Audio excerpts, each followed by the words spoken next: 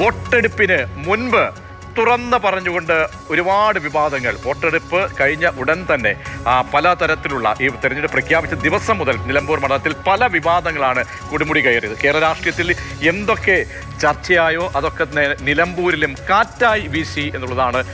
പല വിവാദങ്ങൾ, ഉയർന്ന വിവാദങ്ങൾ നമുക്കൊന്ന് പരിശോധിച്ച് നോക്കാം. നിലമ്പൂർ മണ്ഡലത്തിൽ എന്തൊക്കെ വിവാദങ്ങളാണ് ഈ സമയം ഉയർന്നത് എന്ന് നമ്മൾ പരിശോധിച്ച് കഴിഞ്ഞു കഴിഞ്ഞാൽ PV അൻവർ ഉയർത്തിയ വിവാദം അതായിരുന്നു ചർച്ചകളും കൊള്ളക്കമൊക്കെ തന്നെ തുടക്കത്തിൽ സൃഷ്ടിച്ചത്. അതായത് നമുക്കറിയാം, സ്ഥാനാർത്ഥിത്വവുമായി ബന്ധപ്പെട്ട് PV അൻവർ ഉയർത്തുന്ന വിവാദം അൻവർ രാഹുൽ കൂടിക്കാഴ്ച, അതായത് ഇലക്ഷന്റെ ആ സമയത്ത് ചർച്ച ചെയ്യപ്പെട്ട ഒരു പ്രധാനപ്പെട്ട ഒരു കാര്യമായിരുന്നു അൻവറും രാഹുൽ മാങ്കൂട്ടത്തിലും തമ്മിലുള്ള കൂടിക്കാഴ്ച. അത് വളരെയേറെ ഒരു ചർച്ചകൾക്കൊക്കെ വഴിവെച്ചു. പിന്നീട് അടുത്ത വിവാദങ്ങൾ, അതായത് വൈദ്യുതിക്കണി അപകട മരണം വളരെ പ്രധാനപ്പെട്ട ഒരു ചർച്ചയായിരുന്നു.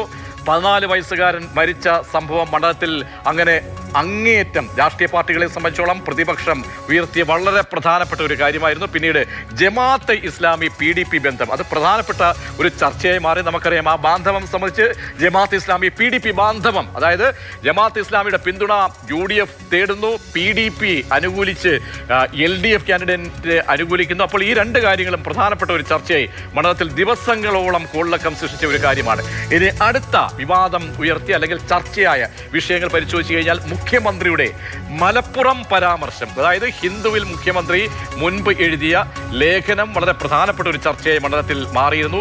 പിന്നെ മറ്റൊന്ന്, അത് കോൺഗ്രസ് ക്യാമ്പിൽ നിന്നും ഉയർന്ന ഒരു വിവാദമായിരുന്നു. അതാണ് ക്ഷേമ പെൻഷൻ വിവാദം. അതായത് KC വേണുഗോപാലിന്റെ ഭാഗത്ത് നിന്നും വന്ന ഒരു വിവാദമായിരുന്നു ക്ഷേമ പെൻഷനുമായിട്ട് ബന്ധപ്പെട്ട പ്രതികരണം. അത് LDF ക്യാമ്പ് വലിയൊരു ആയുധമായി മണ്ഡലത്തിൽ മാറ്റി.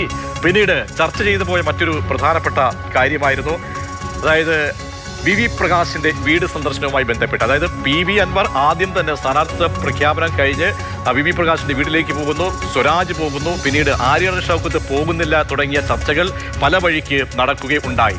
മറ്റൊന്ന്, സ്വരാജിന്റെ കാർ സംബന്ധിച്ച വിവാദം, അത് UDF മണ്ഡലത്തിൽ ഉയർത്തി. അതും ഒരു വലിയൊരു ചർച്ചയായി. അതേസമയം സ്വരാജ് അതിന് വ്യക്തത തേടിക്കൊണ്ട് മറുപടിയായി നടത്തിയ പ്രതികരണം, അതൊക്കെ തന്നെ മണ്ഡലത്തിലെ ചിത്രത്തിൽ വളരെ പ്രധാനപ്പെട്ട ഒന്നായി മാറുകയും ചെയ്തു. പിന്നെ ദേശീയപാത നിർമ്മാണം, നമുക്കറിയാം ദേശീയപാത നിർമ്മാണത്തിൽ ഉണ്ടായിട്ടുള്ള പാകപ്പിഴവുകൾ, അതിനുശേഷം ദേശീയപാത നിർമ്മാണത്തിൽ മുഖ്യമന്ത്രിയും ഒപ്പം തന്നെ പൊതുമരാമത്ത് വകുപ്പ് മന്ത്രിയും കേന്ദ്ര സർക്കാരിനെ കാണുന്നു. ഇക്കാര്യത്തിൽ ശക്തമായൊരു മറുപടി മുഖ്യമന്ത്രിയുടെ ഭാഗത്തു നിന്ന് ഉണ്ടാകുന്നില്ല എന്നടക്കമുള്ള കാര്യങ്ങൾ ഈ മണ്ഡലത്തിൽ പ്രധാനപ്പെട്ട ഒരു ചർച്ചയായി മാറിയിരുന്നു. ഇനി അടുത്ത മറ്റൊരു വിവാദം, ചർച്ചയായ കാര്യം സ്കൂൾ സമയമാറ്റമാണ്. സ്കൂളിന്റെ സമയമാറ്റവുമായി ബന്ധപ്പെട്ട് സമസ്ത ഉയർത്തിയ പ്രതികരണങ്ങൾ, മുഖ്യമന്ത്രിയുമായി നടത്തിയ കൂടിക്കാഴ്ച, ഇതൊക്കെ തന്നെ വളരെ പ്രധാനപ്പെട്ട ഒരു വിവാദമായി അല്ലെങ്കിൽ ഒരു ചർച്ചയായി മണ്ഡലത്തിൽ മാറിയിരുന്നു. ഇനി അടുത്ത ചർച്ച ചെയ്യപ്പെട്ട മറ്റൊരു വിവാദമായിരുന്നു പരിശോധനയും പെട്ടി വിവാദം. അതായത് ഷാഫി പറമ്പിൽ MP-യും രാഹുൽ മാങ്കൂട്ടത്തിൽ MLA-യും കൂടി വാഹനത്തിലേക്ക് പോകുമ്പോൾ തടഞ്ഞു നിർത്തി തിരഞ്ഞെടുപ്പ് ഉദ്യോഗസ്ഥർ നടത്തിയ പരിശോധന. അങ്ങനെ പാലക്കാട് നിന്നും നിലമ്പൂരിലേക്ക് പെട്ടി വിവാദം എത്തുന്നു എന്ന ചർച്ചകൾ കുറേ ദിവസങ്ങളിൽ അവസാന നിമിഷം ചർച്ച ചെയ്യപ്പെട്ട കാര്യമാണ്. പിന്നീട് ഏറ്റവും ഒടുവിൽ ഗോവിന്ദൻ മാതൃഭൂമി ന്യൂസ് അഭിമുഖം.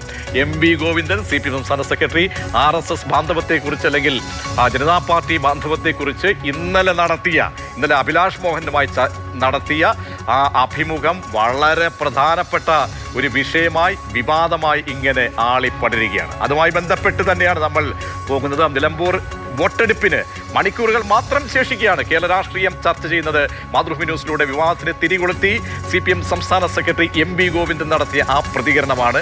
അടിയന്തരാവസ്ഥ കാലത്ത് CPM RSS-മായി ചേർന്നു എന്നായിരുന്നു MV ഗോവിന്ദന്റെ ആ പരാമർശം. ജമാഅത്ത് ഇസ്ലാമിയുമായി ചേർന്നതിനെ ന്യായീകരിക്കാനാണ് പാർട്ടി സംസ്ഥാന സെക്രട്ടറി RSS ബന്ധം ചൂണ്ടിക്കാട്ടിയത്. മാതൃഭൂമി ന്യൂസിന്റെ തെരഞ്ഞെടുപ്പ് പരിപാടിയായ വോട്ടിന്റെ കാതലിലാണ് MV ഗോവിന്ദന്റെ ആ തുറന്ന പറച്ചിൽ.